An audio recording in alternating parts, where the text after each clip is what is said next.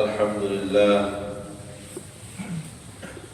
wassalatu wassalamu ala ashrafi khalqillah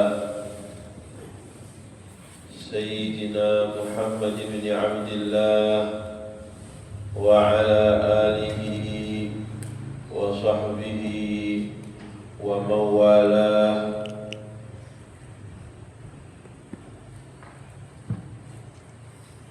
Bismillah wa subhanallah walhamdulillah wa la ilaha illallah wallahu akbar wa la hawla wa la quwwata illa billahil aliyyil azim adada kulli harfin kutib wa yuktab abadal abidin wa dahrad dahirin ya rabbal alamin. Allahumma aftah alayna hikmataka wa anshur alayna rahmatak. Alhamdulillah, thumma alhamdulillah, thumma alhamdulillah atas berbagai macam nikmat yang Allah subhanahu wa ta'ala berikan kepada kita, yang walaupun suka kita lalai, yang walaupun kadang-kadang tidak kita sadari, yang walaupun sering kita lupakan, Allah subhanahu wa ta'ala sedikit pun tidak pernah melupakan kita. Coba kalau Allah subhanahu wa ta'ala ajak kita, mungkin kadang-kadang tidak makan siang kita, lupa, Allah lupa untuk makan. Tapi Allah subhanahu wa ta'ala la ta'khudhuhu sinatu wa la nawm.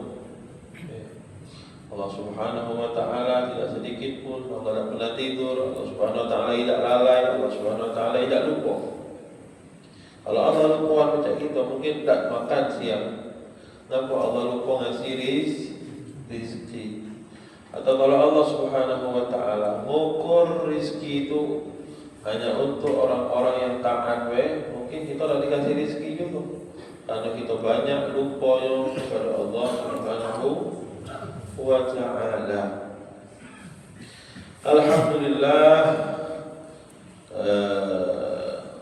dan itulah makna daripada salah satu sifat atau asma' husnanya Allah subhanahu wa ta'ala. Antum sebelum solat subuh baca asma' husna ya? Enggak? Berarti di masjid yang lain. Salah satu makna dari salah satu Asmaul Husna ya sabur. Apa arti sabur? Sabar. Artinya Allah subhanahu wa ta'ala bukan sabar kita bermaksiat, Allah sabar menghadapi maksiatnya kita, itu bukan. Allah subhanahu wa ta'ala tidak membalas kelalaian kita, pembangkangan kita dengan adab. Tapi Allah subhanahu wa ta'ala membalas pembangkangan kita, kelalaian kita dengan pintu maaf yang Allah subhanahu wa ta'ala buka sebesar-besarnya. Itu yang dimaknai dengan sabur. Allah subhanahu wa ta'ala yang maha sabar.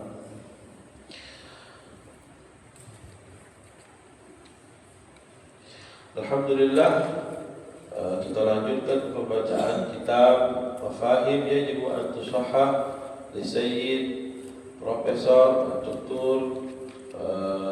Muhammad bin Alawi Al-Maliki rahimahullahu ta'ala wa nafa'ana bihi wa bi'ulumihi fid darain amin. Wa qala rahimahullahu ta'ala wa laqad amila a'immatu hadhihi al-bilad wa hukamuha منذ بداية عهدهم على ترسيخ هذه المعاني وتثبيت ذلك في قلوب الناس ابتداء من المرحوم الملك عبد العزيز الذي وحد الجزيرة وجمع الكلمة وأزال الفوارق العصبية وهدم الحواجز العنصرية، فعاش الناس متحابين يجمعهم مبدأ واحد وتلم شعثهم راية واحدة، راية لا إله إلا الله محمد رسول الله. عاشوا على هذا المبدأ وإن اختلفت آراؤهم وتنوعت مشاربهم، فالأصل واحد والولاء واحد والعهد صادق والوفاء لازم. ولكن بعض المتطفلين من الدخلاء والعملاء الأجانب يحبون أن يصيدوا في الماء العكر فيشوه الصورة ويشيع الفتنة ويلبس البراء الذين لا يعرفون النفاق ثوب السوء وإرادة الشر، وهم بهذا يفتحون بابا آخر نحن في غنى عنه، ويوجهون الأنظار إلى ما هي غافلة عنه. ولكن لا بأس، فإن الثقة بالله وحسن الظن في حكامنا أهل العقل والنظر يبعثان الطمأنينة في النفوس بألا يأخذوا بأقوال الوشاة ودعاة الفتنة من الذين لا هم لهم إلا تفريق كلمة المسلمين، خصوصا وإننا في ظل هذه الدولة السنية التي تحمي العقيدة الصحيحة الصافية وتبذل جهدها لنشرها والدعوة إليها، في ظل دولة التوحيد التي تنشر العلم وحملته والدعاة إليه وتشجع على البحث العلمي النزيه النظيف في أي مجال كان وعلى أي ميدان ومن أي جهة، وتكرم في سبيل ذلك أهله وتقدم لهم الجوائز السخية والأوسمة الرفيعة، سواء أكانوا مسلمين أم غير مسلمين، سعوديين أم غير سعوديين، على حد سواء في مجال الدعوة الإسلامية أو البحوث الإسلامية العلمية والتطبيقية، لأن المقياس هو العلم وحده والبحث وحده. Alhamdulillah, Sayyid Muhammad Al-Maliki hidup di tempat yang kebetulan negara tersebut menganut salah satu ajaran tertentu, dan sampai sekarang mereka tetap meyakini alirannya mereka. Kalau kita, alhamdulillah, di Indonesia, apapun aliran, bahkan apapun agamanya bisa hidup dengan damai di sini. Sayyid Muhammad hidup di Saudiyah. Mungkin antum tahu aliran yang mereka pegang di dalam berakidah, ataupun tahu mazhab yang mereka pegang di dalam beribadah. Nah, anehnya di sana orang-orang yang tidak sepaham dengan mereka itu dianggap kafir. Itu kan aneh. Kenapa perbedaan yang perbedaan itu tidak menjurus kepada pemahaman di dalam masalah akidah membuat orang kafir? Kalau apakah orang boleh berbeda di dalam bab muamalat, di dalam bab ibadah sama Allah Subhanahu wa taala? Boleh. Soalnya bittifaq, ada para ulama, ada Imam Abu Hanifah, ada Al-Imam Malik bin Anas, ada Al-Imam Syafi'i Muhammad bin Idris, ada Al-Imam Ahmad bin Hanbal. Yang keempat ulama ini disebut dengan mujtahid, imam madhab atau a'immatul madhab, yang disepakati oleh semua makhluk Allah. Maksudnya disepakati oleh manusia dari zaman dulu sampai zaman sekarang. Mereka jadikan imam dalam madhab mereka, dan berbeda-beda. Antum kalau sholat di Mekah, sholat di Madinah, emang pakai bismillah? Tidak pakai bismillah. Bismillah di dalam madhab kita Syafi'iyah kalau tidak dipakai batal sholatnya. Tapi mereka sah tak sholatnya? Sah. Lah kan beda dalam ibadah. Kok sah? Harus berarti imam mereka yang kafir, kita yang kafir. Gitu kaidahnya. Bukan gitu kaidahnya. Kalau kita pakai kaidahnya mereka, antara dua, antara kita yang kafir pakai bismillah, atau mereka yang kafir karena tidak pakai bismillah. Bahkan mereka lebih layak untuk salah karena mereka mengurangi. Kalau kita nambahin. Al-Quran di mana-mana ada tulisan bismillah, yang kok kamu tidak baca bismillah di dalam suratul Fatihah? Tapi tidak. Ini di dalam masalah ibadah, perbedaan itu diperbolehkan selagi masing-masing madhab memiliki dalil yang kuat dari baginda Rasul Sallallahu Alaihi Wasallam. Makanya kata para ulama dari mendahulu, para ulama bilang arah omongan mereka kepada kalimat ini, walaupun bukan kalimat ini yang mereka omongi, arah omongannya, kesimpulan dari kata-kata mereka, kullama tasa'a ufuqul mar'i qalla iqdaruhu 'alan nas. Semakin pandai seseorang, semakin tinggi tingkat keilmuan seseorang, maka orang tersebut tidak akan mengingkari orang lain. Kita yang Syafi'iyah, kita tenang-tenang baik sholat di belakang mereka yang tidak baca Fatihah, tidak baca qunut, tenang-tenang baik. Sah kata kita sholatnya mereka. Bahkan Al-Imam Syafi'i rahimahullah ta'ala, beliau bertemu dengan Abu Hanifah, Imam Syafi'i. Kenapa tidak ketemu? Imam Syafi'i lahir, Abu Hanifah meninggal. Penting tuh, santri harus tahu tarikh wafat dan tarikh lahirnya para a'imah. Harus tahu, biar tidak dibohongi. Gak ada orang bilang Imam Syafi'i dulu ketika ketemu dengan Abu Hanifah bilang, langsung kita salah dong. Imam Syafi'i tak ketemu sama Abu Hanifah. Harus santri harus paham tarikh wafat dan tarikh wiladahnya para ulama. Imam Syafi'i tak ketemu dengan Abu Hanifah. Abu Hanifah meninggal 150. Kalau tidak salah Imam Syafi'i lahir di tahun itu juga 150 Hijriah. Beliau belajar dengan santrinya Imam Abu Hanifah, Muhammad ibnul Hasan. Ketika beliau datang ke sana, ke Irak insyaallah, beliau ta'adduban, beradab. Ini imamuna, bukannya kita, imam mazhabnya kita. Ketika beliau datang ke Muhammad bin Hasan dan beliau harus sholat di sana, beliau sholat tak pakai qunut. Padahal beliau adalah ulama yang dari tiga empat mazhab, Imam Syafi'i yang paling kekeh sholat subuh harus pakai qunut. Dia sholat di Irak tanpa qunut dan tenang baik Imam Syafi'i. Dia dewek. Artinya beliau tidak menganggap orang salah.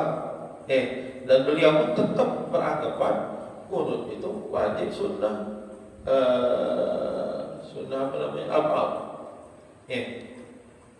Beliau pun juga Imam Syafi'i, yang paling masyhur dengan ucapannya beliau apa? Qauli, ucapanku benar dan bisa jadi salah menurut orang lain. Ucapan orang lain menurutku salah. Mereka yang tidak baca qunut salah dan menurut Imam Syafi'i. Artinya harusnya pakai baca qunut. Dan kata Imam Syafi'i, yahtamilus shawab, bisa jadi ucapan orang lain yang sekarang itu salah nanti bisa jadi benar. Artinya sebagaimana aku meyakini kebenaran, orang lain pun meyakini kebenaran. Jadi buat apa orang yang mengamalkan amalan A mengkafirkan orang yang mengamalkan amalan B, selagi amalan tersebut tidak berhubungan dengan masalah akidah. Ketika beramalan tersebut berhubungan dengan masalah akidah, baru kita salahkan, baru kita kafirkan. Dan itu pun bahkan tugas untuk mengkafirkan bukan tugasnya kita sebagai orang awam. Itu tugasnya para ulama yang kompeten di dalam bidang. Balik lagi kita masalah Fatihah tadi seandainya. Bagaimana antum coba? Benar tak mereka yang tidak baca bismillah di dalam Fatihah? Benar tak? Kira-kira benar apa salah? Benar apa salah? Benar. Dalilnya mereka apa? Jangan juga ini ada dua hukum nih, ada tiga sebenarnya. Ada yang dikit-dikit fulan kafir, dikit-dikit fulan kafir. Ada yang tak tahu galau, bahaya tak tahu galau. Benar galau Ustaz. Kata yang salah. Ada cerita sedikit. Hati-hati antum balik dari pondok. Ada budak pondok 10 tahun. Zaman dulu ini, pengarap juga bukan muslim. 10 tahun pondok. Itu mungkin dikira orang kampungnya lah hebatnya. pinternya wali dari kiranya. Bagi imamannya 10 tingkat udah tinggi. Tongkatnya lebih tinggi dari dia sudah. Balik dia ke kampungnya. Belajar main-main di pondok. Belajarnya main-main. Dia diajari kawannya, kawan ditanya, omong ke baik, ada 2 pendapat.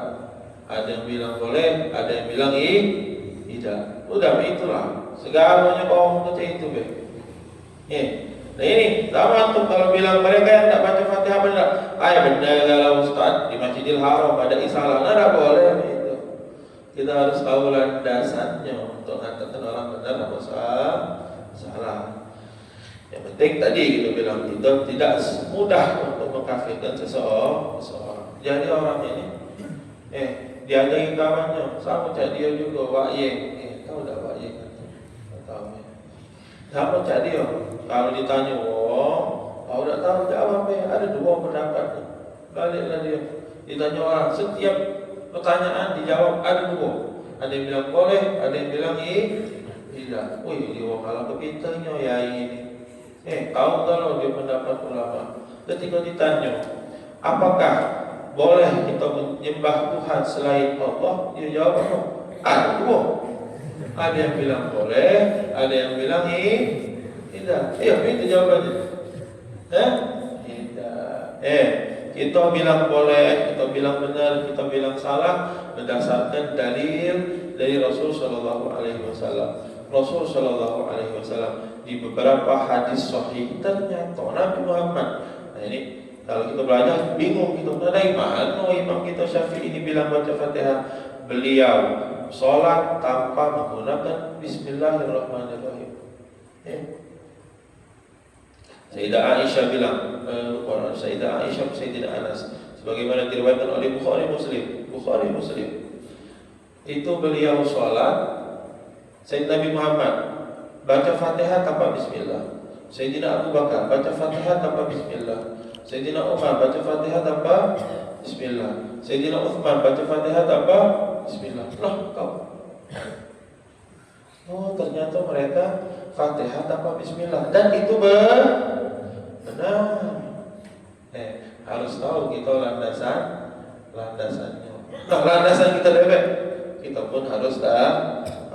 Panjang lebar kalau kita mau berbicara mengenai ibadah. Artinya, kita yang Syafi'iyah tadi, yang pakai Bismillahirrahmanirrahim di dalam sholat kita, untuk kita paling benar. Ternyata mereka pun memiliki dalil yang sahih dari baginda Rasulullah Sallallahu Alaihi Wasallam. Nah, kalau antum tanpa ilmu dan pikiran kita keras, kalau tanpa ilmu tidak keras kepala ada masalah. Tanpa ilmu dan keras kepala mungkin kita bilang mereka kafir, atau kita bilang mereka tidak sah sholatnya karena mereka tidak baca Al-Fatihah di dalam surat Bismillah di dalam suratul Fatihah.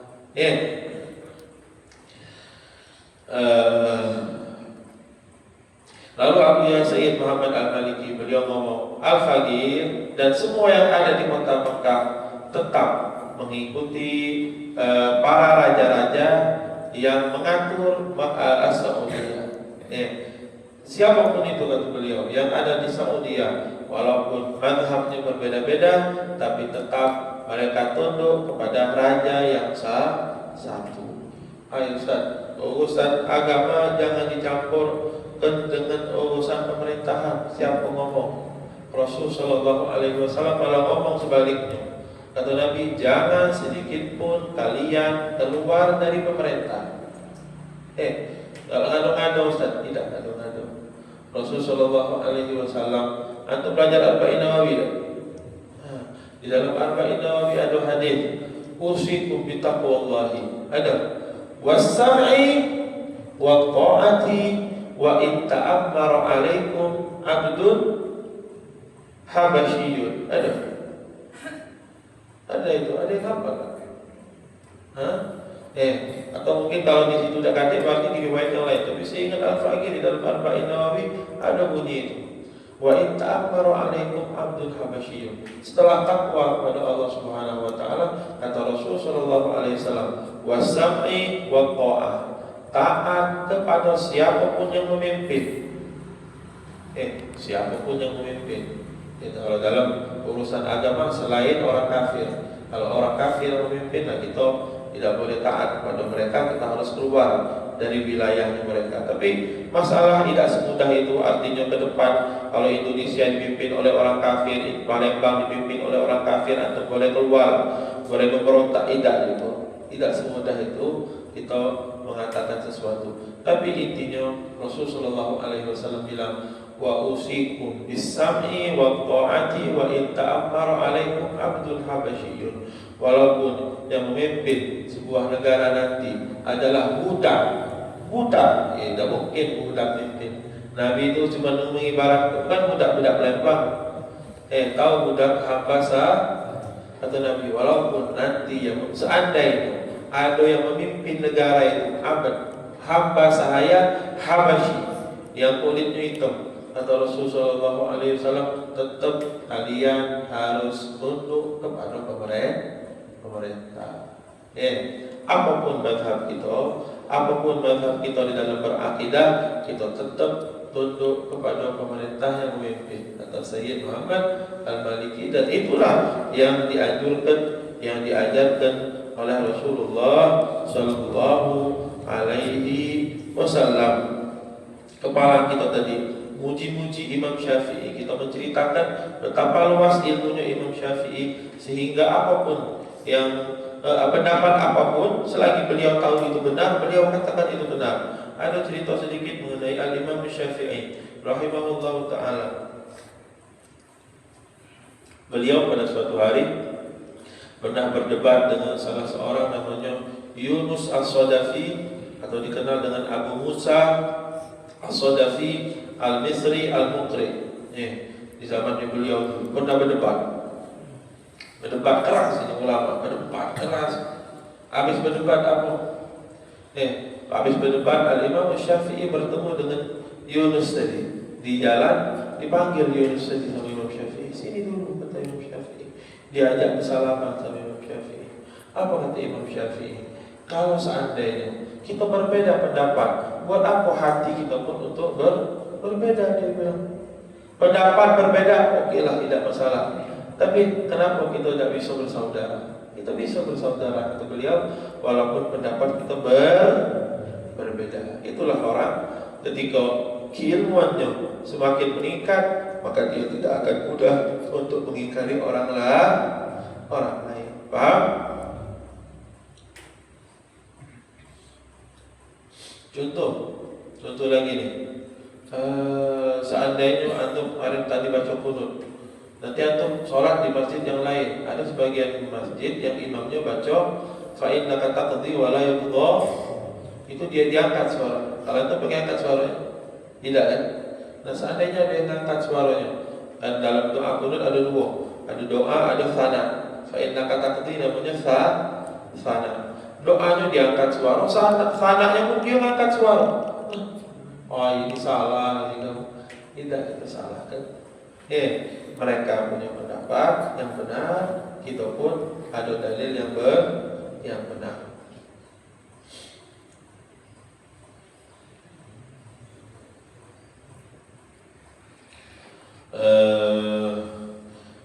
Lalu Sayyid Muhammad Al-Maliki pun memuji Saudiyah. Apa yang beliau puji? Saudiyah mengedepankan bahas ilmiah. Artinya ketika orang-orang ada perbedaan, tidak harus mereka berantem, seharusnya mereka duduk membahas, mengkaji, munaqasyah, atau kita mau bilang berdebat boleh, tapi secara ilmiah, mencari yang mana yang benar, dan berdebat secara ilmiah, bukan pakai hawa nafsu. Berdebat secara ilmiah, ngajak orang duduk untuk mengkaji secara ilmiah. Itu adalah warisannya Nabi Muhammad, atau kita bilang warisannya para anbiya. Dan ini adalah caranya Al-Quran. Caranya Al-Quran, ketika Al-Quran berbicara mengenai nabi-nabi terdahulu, Al-Quran mengajarkan para nabi-nabi tersebut untuk membuat orang yang berbeda dengan mereka dapat menerima apa yang mereka sampaikan dengan lapang dada. Itu aja duduk secara ilmiah, itu aja mereka mengkaji secara ilmiah. Al-Quran, para nabi yang udah pasti benar. Allah pun bilang sama nabi tadi, ajak mereka untuk musyawarah, ajak mereka untuk mengkaji secara ilmiah. Supaya apa? Supaya mereka ketika mendengarkan apa yang kalian dengarkan, mereka mendengar dengan lapang dada. Bukan serta-merta inti salah, inti masuk neraka dan lain sebagainya. Padahal nabi udah pasti benar beda nabi. Apa dua pendapat juga. Ada bilang nabi benar, nabi salah. Tidak, nabi udah pasti benar. Jangan dipakai kaidah itu, kacau. Kalau antum pakai kaidah ada dua pendapat, jangan dipakai kaidah itu. Al-Quran di fi katsir minal ahwal berbicara akan betapa pentingnya fulan untuk mendengarkan apa dalilnya fulan, kita pun untuk mendengarkan apa dalilnya fulan. Di antaranya Syekh Muhammad Al-Maliki membawa sebuah ayat di dalam Al-Quran, wa in ahadun minal musyrikin istajaraka fa'ajirhu hatta yasma'a kalamullah. Ini ayat ketika menyuruh Rasul Shallallahu Alaihi Wasallam untuk memerangi siapapun orang kafir. Udah kata Nabi Muhammad, kata Allah, bunuhlah kalau kafir. Kalau dulu, jadi urutannya itu pertama yang diajak berperang itu orang-orang yang memerangi Nabi Muhammad. Dulu itu Nabi tidak boleh berperang pertama. Ayatul jihad belum turun. Kemudian turun perintah untuk berjihad kepada siapa? Kepada orang-orang yang memerangi Nabi Muhammad. Orang kafir yang tidak memerangi Nabi Muhammad tidak boleh diperangi. Nah kemudian naik lagi berikutnya ketika muslimin sudah pada kuat, kata Allah Subhanahu wa taala, perangi semua orang-orang musyrik. Tidak pandang bulu lagi, kecuali mereka yang meminta perlindungan kepadamu. Kalau mereka ingin menjalin hubungan perjanjian kepadamu, jalin, kata Allah Subhanahu wa taala. Supaya apa? Supaya mereka yasma' kalam Allah, mendengarkan lantunan ayat suci Al-Quran, mendengarkan hujah-hujahmu. Jadi orang kafir baik, kata Allah Subhanahu wa taala, biar mereka merapat, walaupun mereka tidak masuk Islam, biarkan mereka merapat sehingga mereka dapat mendengar lantunan suci ayat Al-Quran, sehingga mereka dapat mendengar penjelasan Nabi Muhammad SAW. La'allahu insyaallah, dengan mereka merapat, dengan mereka mendengar, mereka bisa masuk Islam. Ini sifatnya Nabi Muhammad untuk orang kafir. Loh kok kita sama si muslim ala kejahatnya, musyrik kau, kafir kau, tidak. Sini, aku dalil kau, ini dalil aku. Begitu caranya hidup ini. Apalagi kafir cuma karena memilih presiden, waduh itu gila, dia tak tahu lagi. Sampai mana otaknya ngomong. Oh ini Habib Fulan, alim Fulan, Kiai Fulan milih presiden Fulan. Kenapa antum tidak mengikuti presiden Fulan? Berarti antum kafir. Dari mana kafir? Berarti antum salah. Dari mana salahnya? Kalau ibadah, sholat. Awal ma yuhasab bihi al-mar'u sholat. Sholat, untuk sholat ini boleh baca bismillah, benar. Tidak baca bismillah, benar. Yang penting sholatnya rakaat. Nah kalau urusan rakaat tidak boleh diubah, sudah pasti benar. Urusan sholat, urusan ibadah. Tambah lagi untuk urusan pemerintahan, bismillah. Tidak masalah, ada perbedaan. Apa di dalam hadis, walaupun hadisnya dhaif, tapi secara wakil, secara kenyataan hadis ini benar. Hadisnya dhaif. Ikhtilafu ummati rahmah. khilafnya umatku itu ada rahmatnya. Ada rahmatnya. Antum yang bermadzhab dan Syafi'i, besok ketika antum di umroh bersenggolan sama Madinah, batal kalau kita ikut mazhab kita. Tapi alhamdulillah ada beberapa pendapat ulama yang lain yang mengatakan lana bersenggolan sama betina tidak batal. Nah, inilah ikhtilafu ummati rahmah. Benar tak? Rahmat tak? Rahmat zaman dulu bisa zaman sekarang. Baca tak bersenggolan sama betina? Susah tapi bisa. Susah tapi bisa. Caranya macam mana? Tapi tak boleh orang ikut mazhab masing-masing sehari ini. Mazhab ini sana sholatnya tidak bisa. Namanya apa itu namanya? Lupa pula tak boleh nyampur mazhab. Ikuti mazhab A boleh dalam keadaan tertentu ketika kita terdesak. Seperti yang ketika kita di suhud, namanya suhud itu piringan, suhnul Ka'bah, matof. Kata waktu disebut dengan suhnul Ka'bah atau matof. Ketika kita di matof itu kan galak senggolan sama betina. Nah saat itu boleh kita ikuti mazhab Imam Malik, tapi dengan aturan yang diajarkan oleh para ulama, bukan semudah yang Al-Fakir sebutkan ini. Ada aturannya yang perlu kita kaji pada waktunya nanti. Dan antum insya Allah yang pernah umroh sudah menjalankan ini dan sudah pernah dijelaskan akan hal ini.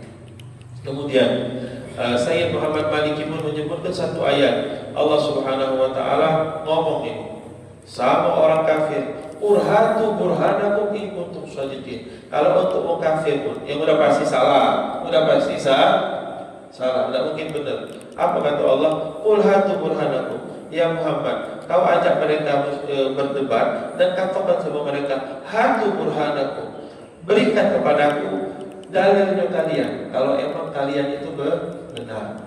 Ya Allah, untuk orang kafir yang udah pasti salah pun Nabi Muhammad santai, disuruh Allah, ayo minta dalilnya sama mereka.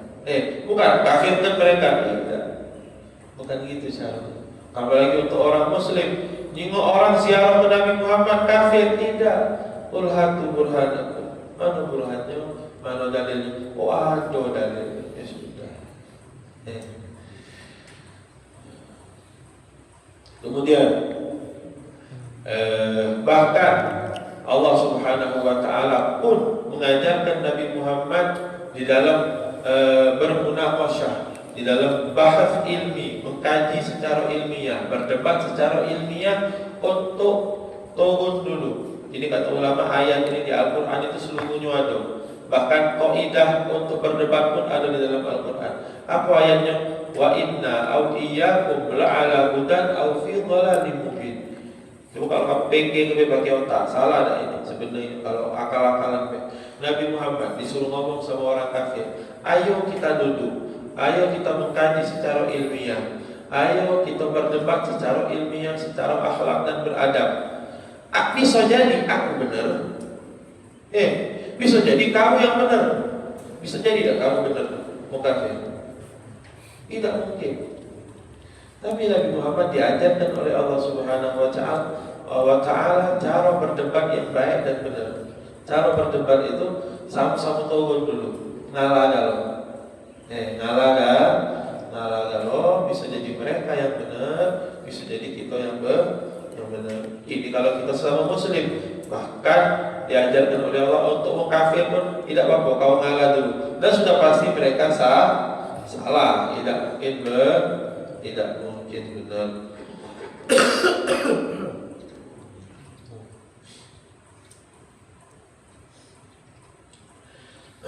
Dan dari sinilah kata beliau, kenapa kita perlu untuk duduk, kita perlu. Jadi beliau menyebutkan beberapa dalil untuk beberapa arahan dari Allah Subhanahu wa taala kepada Rasul sallallahu alaihi wasallam agar duduk secara ilmiah, munaqasyah ilmiah, untuk membahas secara ilmiah, untuk berdebat secara ilmiah kepada orang yang sudah pasti salah. Kok tidak mau kita terapkan kaidah mengkaji secara ilmiah, berdebat secara ilmiah kepada orang yang benar, kepada orang yang sama akidah bertauhidkan kepada kita. Lalu beliau menambahkan di belakang, kata beliau, Al-Faqih ngarang kitab ini belajar dengan belajar tidak habis-habis. Beliau belajar terus, belajar dengan giat, belajar menuntut ilmu sampai setinggi apapun.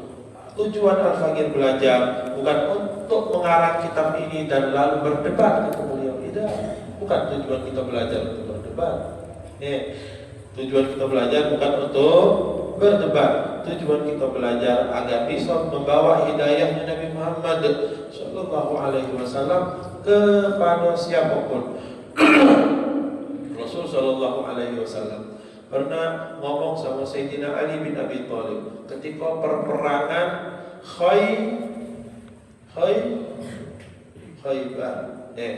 Ini yang kecil-kecil mungkin tak paham dari tadi kajiannya apa. Ini tak pahami cerita ini jadilah. Rasul Sallallahu Alaihi Wasallam di perperangan Khaybar pernah ngomong. Nabi ngomong di perperangan Khaybar, besok kata Nabi, la'utiyanna rayata ghadan rajulun yuhibbullaha wa rasulahu wa yuhibbullaha wa rasuluhu. Besok aku akan memberikan pedang bendera yang bakal menjadi pemimpin perang besok, kata Nabi Muhammad, adalah orang yang mencintai Allah dan Rasul. Siapa yang ngomong? Nabi. Yang ngelabeli cinta Allah dan Rasul siapa? Nabi. Kalau kita ngomong cinta Allah, cinta Rasul, cinta. Tapi ini orang, kata Nabi, yang bakal bawa bendera besok, orang yang dikasih label oleh Nabi. Allah dan Rasul dia cintai, Allah dan Rasul pun mencintai dia. Ini para sahabat pengen besok kalau aku yang dapat bendera itu.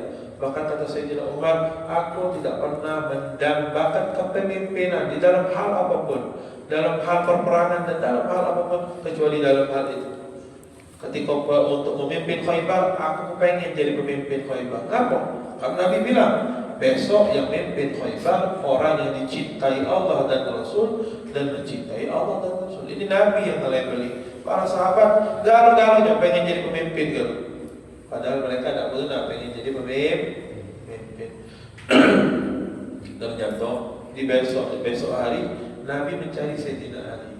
Aina Ali, kata Nabi. Mana Ali bin Abi Thalib? Sakit mata ya Rasulullah, kata para sahabat. Panggil, kata Nabi. Nabi pengen berikan kepada beliau ar-rayah, kepemimpinan, untuk memimpin perang. Dipanggil, matanya sakit.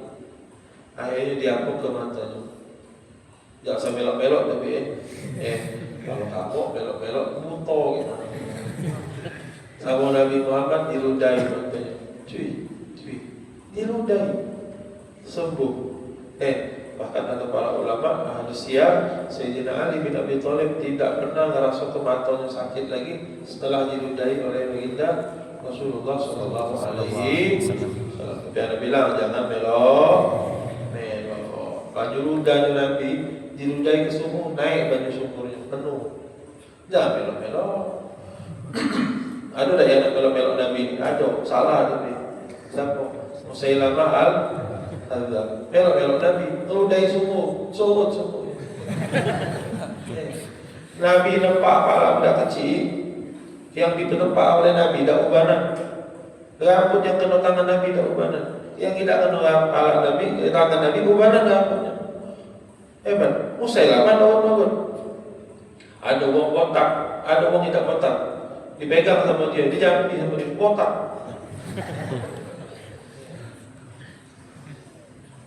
Jadi balik lagi kepada Sayyidina Ali bin Abi Thalib, diberikan bendera kepada Ali bin Abi Thalib. Lalu kata Rasul sallallahu alaihi wasallam, nah ini, la ayyadiyallahu bika rajulan wahidan khairul laka min humurin na'am. Kau dapat bawa orang kepada hidayahnya Allah, si kok bewong masuk Islam, si kok bewong dapat hidayah, itu lebih bagus dari ratusan hewan peliharaan kata Rasulullah SAW, seperti onta, kudo, kambing dan lain sebagainya. Jadi tujuan kita menuntut ilmu bukan untuk mengalahkan mereka. Tujuan antum baca kitab ini, oh ini kitab debat ini, untuk apa? Untuk mengalahkan orang-orang yang tidak sepakat sama kita. Tidak, bukan itu. Bukan untuk berdebat tujuan kita. Tujuan kita untuk hidayah diri kita sendiri, untuk membawa hidayah ini kepada orang lain. Lalu Abu Ya bilang, astagfirullah, kata Abu Ya Sayyid Muhammad Al-Maliki, insya Allah bukan ini niat aku. Karena ada hadis Nabi Muhammad, niat aku untuk menyebarkan ilmu, untuk menyebarkan hidayah, bukan niat aku untuk berdebat. Beliau bawa hadis Rasulullah SAW. Kata Rasulullah SAW, man talabal ilma liyujariya bihil ulama, orang yang menuntut ilmu untuk mengalahkan orang yang pintar macam dia juga. Au liyumariya bihi sufaha, atau untuk berdebat dengan orang bodoh. Artinya tidak boleh berdebat sama orang. Menuntut ilmu tujuannya bukan tidak boleh berdebatnya. Menuntut ilmu tujuannya untuk berdebat dan mengalahkan ulama, untuk berdebat dan mengalahkan orang bodoh. Au yasrifa wujuhan nas ilaih, menuntut ilmu agar semua pandangan orang kembali kepada apa? Supaya menurut dengan sama dia.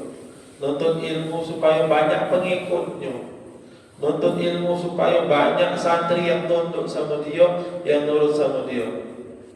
Ini bukan tujuan kita menjadi penuntut ilmu. Biar kalau berjalan tuh sendal banyak di belakang, ya belok jalan. Siapa wongnya? Biar kalau masuk masjid sendalnya dibalik. Kadang itu. Nuntut ilmu biar tasnya dibawakan oleh santri. Apa kata Rasulullah SAW? Yang nuntut ilmu untuk berdebat, yang nuntut ilmu untuk menjadi tenar, ada sholahum nar. Allah Subhanahu wa Ta'ala masuk tentang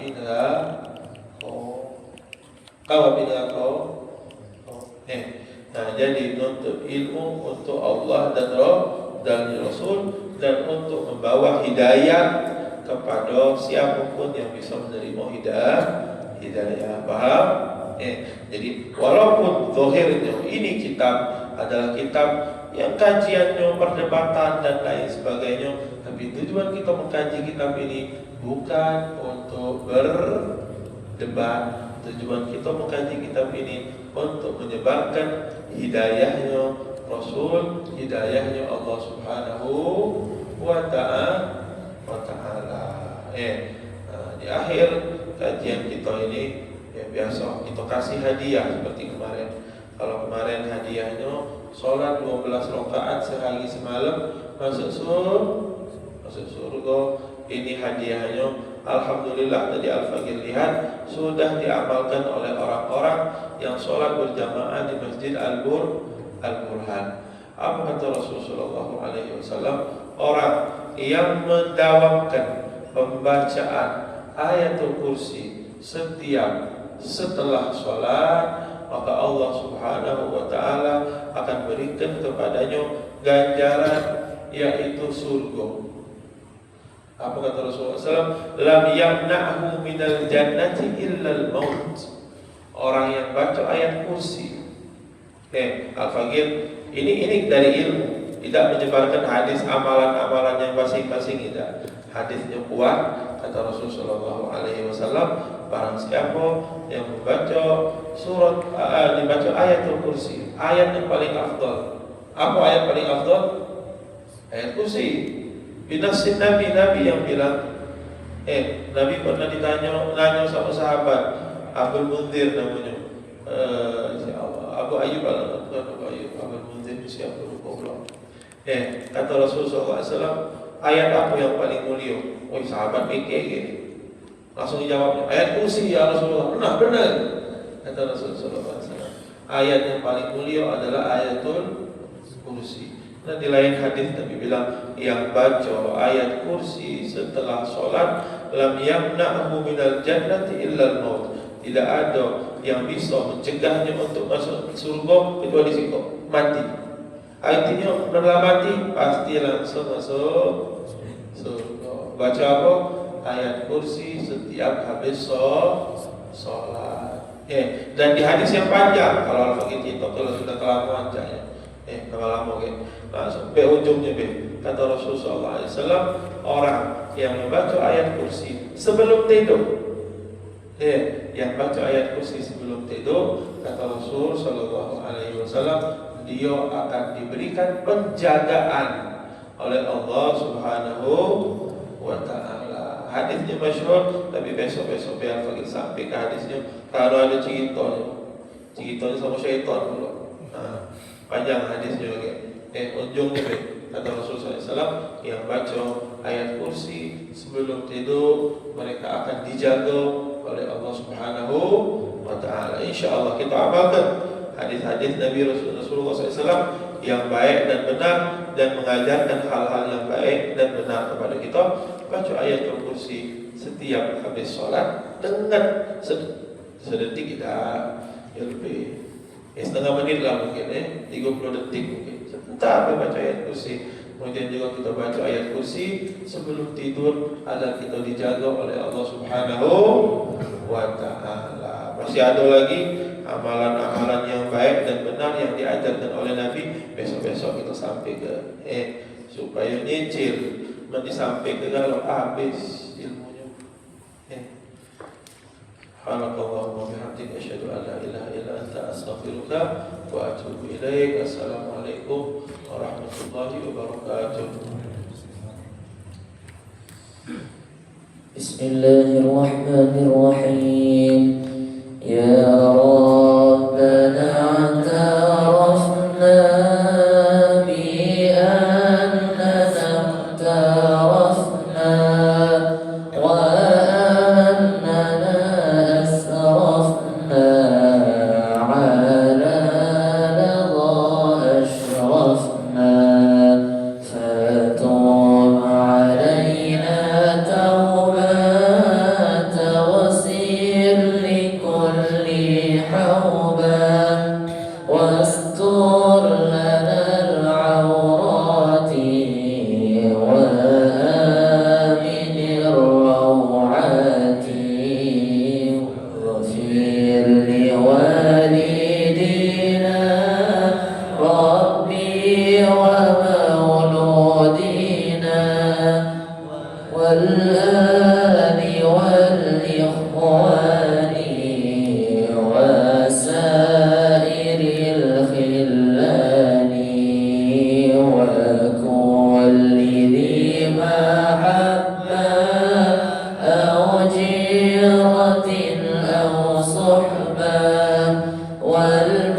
والمسلمين أجمع آمين ربي اسمع فضلا وجودا منان بحساب منا بالمصطفى الرسول أحظى بكل صولي بالمصطفى الرسول نحظى بكل صولي بالمصطفى الرسول نحظى بكل صولي صلى وسلم ربي عليه عد الحب